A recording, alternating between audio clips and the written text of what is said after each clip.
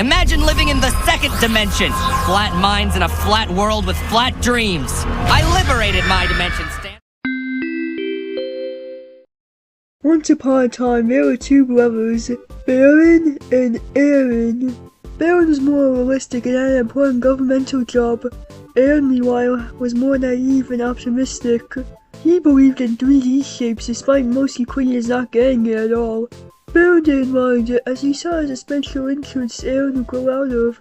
Despite their differences in personality, they were still close. One day, Baron and Aaron met up and discussed their lives. Baron said he was pleased with his life as he had his professional government job. Aaron said he was happy too, as he was learning more about 3D shapes. Baron questioned the importance of knowing 3D shapes as they couldn't be real. Aaron responds that 3D shapes could be feasible and starts showing Baron a model of an unfolded cube, but Baron cuts him off saying he doesn't need another long ramble about something like this. Aaron says he feels like there's more out there than just their dimension, and he seriously hopes someday 3D can be proven as real. Baron says it's fine that Aaron is interested in 3D shapes, as he's still in the time of his life to figure out the world, but Aaron is a bit dismayed. After the meeting, Aaron wanders off on his own, looking through his notes of 3D concepts. Then a voice greets itself to Aaron, which scares Aaron as he hears it come from all directions. Aaron asks where the person was, and then a large circle appeared out of nowhere and began growing and shrinking. Aaron couldn't believe his eye. It was a spear going through the 2D point of Euclydia. The spear stops moving and introduces himself as a being of higher dimensions, and asks if Aaron knows anything about higher dimensions. Aaron, who couldn't even try containing his excitement, exclaims yes, before barreling on about all the information he knew about 3D shapes before stopping himself. The spear calls Aaron a square of great knowledge, as he's aware of the magnificent third dimension. Aaron asks if there was more of the third dimension that he could see, and the spear happily obliges. The spear picks up Aaron from the second dimension, transforming him into the third dimension and leaving behind a patch of space cut out of the 2D plane. Nobody was there to witness this other than a baby Bill. The spear and Aaron travel around the galaxy, the spear cheering on how Aaron was right to think the 3D was real and how great it is. Aaron was ecstatic about having the confirmation of 3D, and so exclaiming about seeing more dimensions, like the 4D, 5D, or 6D. The spear halts and tells Aaron that's impossible, and not to talk about crazy stuff like that, but Aaron doesn't listen as he's too caught up in the excitement. The spear gets upset and calls Aaron insane before tossing Aaron off him. The spear meant to throw him back into the 2D plane, accidentally throws Aaron into a wormhole, sending him into another universe. The spear feels a bit bad about this, but floats it off. Meanwhile in Euclydia, the flames were discovered by multiple Euclidians who were freaking out on what could have caused this. Aaron arrives there due to the commotion and discovers the model of an unfolded cube that Aaron had dropped while being transformed into 3D. Aaron immediately figures out that Aaron's interest in the third dimension has led him to a terrible fate. The realization that he never sees his brother again made it a usually serious glare, fall to his knees with tears coming from his eye. Aaron was gone. Later on, Baron began rising in the ranks of the power over Euclydia. He used the flame incident to gain Euclidians' approval. He spread fear about the danger of believing in falsehoods, such as the third dimension, and was getting the main public from not understanding the third dimension to knowing that the third dimension was a dangerous and fake concept that shouldn't be entertained. Aaron wanted to make sure nothing like that ever happened again, so he began lobbying. He lobbied for the ban on discussions void 3D or anything suggesting that there could be a third dimension. If anyone claimed that 3D could be real in any way, they would be mandated to get health treatment. Eventually, a new law was passed, so when the current leader died, the roles of leader and head of state would be combined into the overseer. Euclydia did have a vice leader, but with the new law, Baron, the head of state, would become overseer instead. You'd think there'd be outrage over this unborn person taking over, but Euclidians voted in favor of the new law that ran into power. With his experience, advertising, and demonstrations that he was actually capable of running Euclydia, Euclidians supported him leading. As Baron gained absolute control of Euclydia, he was controlling what medicines would be used to fix third dimension believers. The medication was actually made to make the person who takes them break down their sanity and make them go blind, as in Baron's mind, Information of the third dimension was hazardous and must be removed in any way. Additionally, anyone who tried investigating the location of Aaron's disappearance, the flames are still there. Areas are sectioned off from the public and heavily guarded, will be forced into a secret government brainwashing organization, whether including Euclidian's mind will be dulled down and conditioned to being normal again, forgetting the third dimension. Fun fact, one person was so traumatized by this operation that when she was released, she was paralyzed and left barely functioning. Her family watched her decay as a shell of her former self before she died. Her death was blamed on research in the third dimension and delusions consuming her to ruin her own health, which was bought because of all the propaganda spread about the effects of being a third dimension believer. Her name was Eliza. Other than his treatment towards anything about the third dimension, Baron managed Euclydia well. He was already skilled at his previous position, and he coped well with the additional work of being an overseer. He put effort into protecting the people of Euclydia, not wanting the good citizens in danger. Most Euclidians were satisfied and happy with his rule, unaware of the evil practices happening right under their eyelashes. Bill, in this time known as William, was a spry equilateral triangle. He grew up with his parents, Scalene and Lucid. Scalene was a loving mother, but she can't be a helicopter parent, which annoys William. William did favor his mother, but they do get in a fight sometimes about how William can manage himself. Scalene hates sending William to the eye doctor, but she knows it's mandatory, so she just pleads with William to let go of the third dimension stuff and live a normal life. Lucid was also loving to his son, but gives tougher love. He often pushes William to achieve more. He feels contempt about having a disabled son who would be held back in life, so to make up for it, he wants William to excel in other ways. Demands William to stop making things up about seeing the third dimension. Just wants the best for his son and for Will to live a good life. The thing was though, William was never disabled. He was a normal Euclidian who saw something he wasn't supposed to see, has been getting medicated since he was a child. Before the crowd gathered, baby Bill saw the stars through the hole before they were boarded by flames. He saw Aaron leave the plane. He saw the third dimension. As he grew and got the ability to talk, he began speaking about what he saw. It drew in suspicion. His family was forced to put him through a medical eye checkup, despite Scalene exclaiming that it was just a child's imagination, and the Lucid protesting that his son was healthy. The doctor diagnosed William with a mutation that made him see delusions. Since then, he's had to take pills monthly. Even more so, William keeps mentioning the dimension after his medication. The eye doctor's injections made William's eye itch and hurt, also making his vision foggy for hours. However, it never seemed to make Will go blind like intended. Maybe his body was more resilient? Didn't help with the pain though. Additionally, the medicine was making him more mentally unstable. William gained a distrust of medicine because of this, especially with eye doctors.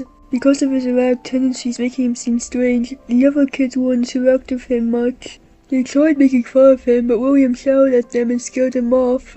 William began developing disdain to other Euclidians because of his isolation.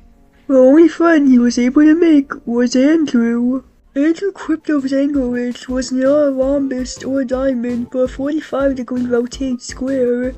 He also has a mutation where his mouth is detached from his eye. He comes from a family of average squares who accept him for he is, but he wishes he was different. Other Euclidians were weirded out by his mutations. He was able to befriend William as they found commonality in how strange they were. Andrew was kinda at heart, but still liked messing around as most gone Euclidians do.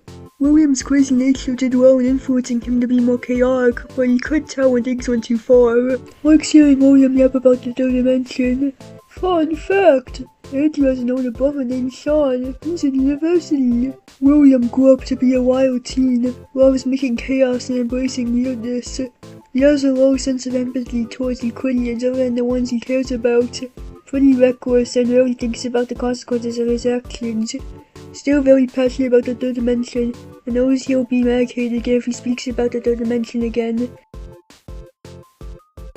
Absolutely hates being silenced, but isn't that stupid to risk complete control of his mind, so he keeps his ideas personal to only the people he trusts. He's considered fixed by the government, but William doesn't even pretend he likes them. Fun fact! William likes scavenging in abandoned places for more information about the third dimension. As most of the third dimension knowledge, like books, diagrams, etc., was destroyed, You'd have to do some deep web searching to find out in case it's not yet busted. Despite their suppression, the third-dimensional believers had forums where they shared their knowledge and places that weren't destroyed yet to find more. He didn't bring Angela along for these adventures because it would be too dangerous, but if William found something cool, he showed it off to Drew. William would later hide the third-dimensional stuff he came across in his room away from his parents. He didn't want them to know, or they'd be upset about his third-dimension research. Even though they were very strange Euclidians, the triangle and rotated square actually had a good bond. Andrew was the only person other than William's parents that Will liked, so William would consider his feelings. Granted, this is William, so who knows what he really felt. They'd hang out around their high school, Human High, or at one of their houses. William was usually the one roping Andrew in mischief, but Andrew didn't mind. He liked having a friend to do fun things with, especially someone who didn't care about how he looked like everyone else seemed to. Despite William's craziness, Andrew finally felt like he was accepted. Besides, most of William's ideas were pretty fun and targeted entitled people who had power. Not for any moral reasons, just that William hated them the most. When William and Andrew were 18, Andrew told William that he was gonna get surgery in another town. You see, when Andrew became an adult, he was legal to get surgery to fix his rotation and mouth detachment from his eye. William got scared of this because of his medical trauma. Like, what if they poisoned Andrew during the surgery, or if after getting surgery Andrew's whole personality would change to conformity as well, losing his best friend for who he truly is. William expressed his opposition and asked Andrew not to go through with it. After that, Andrew went home feeling conflicted. He asked his brother about what he thinks about the situation, and Sean said if William was really his best friend, he'd want Andrew to have the best in his life. William shouldn't hold Andrew back on making his life better. With this advice, Andrew began preparing to travel for the surgery. Andrew held back on telling William what was going on, which worried William to no end why Andrew was being distant all of a sudden. Andrew felt bad about not telling William right out of the gate, but he wanted to procrastinate on having to face William's reaction as long as possible. Finally, the day came and there was no more putting it off. Andrew told William he was going through with the surgery. Instead of acting rationally in any way, William got very emotional. William exclaimed about how Andrew could do this to him, and how Andrew was completely throwing his life away over the surgery. Andrew was pissed back at William's reaction and said he was right for listening to his brother's advice. William then started making claims that Andrew's family was making him do the surgery, which Andrew denied entirely, asserting that it was his decision his family was happy for. After their argument, Andrew left and William began getting worse. He was becoming even more unstable and his parents were getting seriously concerned. They tried getting him into therapy, but William refused, saying therapy was nothing but a scam to get you to reveal your weaknesses. William fought more with his parents and began leaving home more often to wander in abandoned places. The longer William stared into the abyss stared back at him. Hacking into a governmental website, he found the coordinates to places planned to be destroyed soon. Not caring for the danger at all, William went to the first one he saw and stayed there, wandering around with no goddamn idea on what to do with the rest of his life at the ripe age of 18. With all the time he spent in places long forgotten, he found something that could possibly be the solution to his issues. He found an ancient relic that was heavily coded. However, with William's deep research prior, he was able to decode it after some time. He didn't go home. The relic described the steps to empower others with knowledge they refused to believe, to make everyone see you. It didn't matter how nonsensical the notion of this working was. William was in a horrible mental space, and he would do anything to make them understand. He had nothing else left. Besides, the relic said that the only cost of screwing up would be life, and William would rather go out in a bed than rot living with these idiots. William didn't go home after that, but rather town square to announce he would be putting on a show. The Euclidians either gave him weird looks or ignored him, which pissed William off. He then began shouting about how everyone would be liberated and he is their savior, while enacting the relic. He was about to be arrested for disturbing the peace, but William finished before they could do so. The last thing he saw was his parents putting up missing posters looking for him. He felt a pang of sadness, but he made himself recount all the bad times he had with his parents to avoid feeling that way. But unfortunately, William performed the relic incorrectly due to his emotions. All of a sudden, fire burst out of his feet and began spraying rapidly. The Euclidians were terrified and panicked. William rushed to his parents to save them, but he only managed to grab onto his father's hat and mother's bow before he silently transformed into the third dimension. Instead of William empowering the Euclidians would empower William with their lives. William tried to reach in and stop the fire, but it only caused more fires to burst into the 2D plane. He had to watch as everyone he's ever known and his home dimension burned into nothing. Euclydia was gone.